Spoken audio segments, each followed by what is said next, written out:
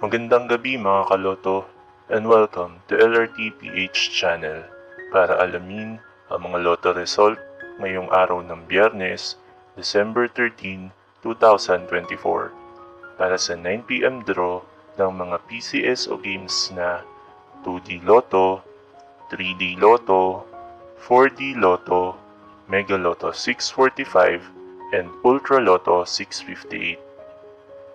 Pero bago ang lahat, kung bago ka pa lamang sa aming channel, ay huwag kalimutang mag-like, mag-comment at mag-subscribe para updated ka sa daily lotto result ng PCSO. Para sa Ultra Lotto 658, we have no winner para sa jackpot prize na 214,147,155 pesos and 60 centavos. Ang ating Ultra Lotto winning combinations ay 56, 52, 58, 36, 45, and 44 in any order. Para naman sa Mega Lotto 645, we have no winner para sa jackpot prize na 22,021,044 pesos and 40 centavos. Ang ating Mega Lotto winning combinations ay 28, 30, 23, 17, 2, and 13 in any order.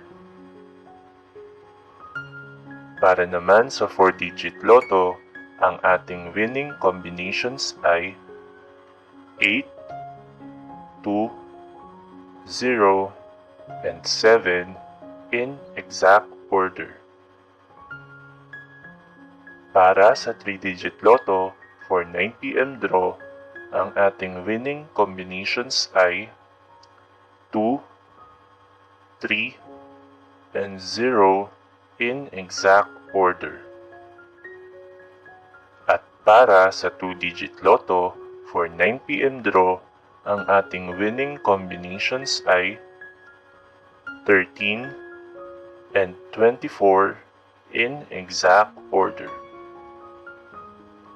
Narito naman ang ating susunod na draw schedule para sa araw ng Sabado, December 14, 2024.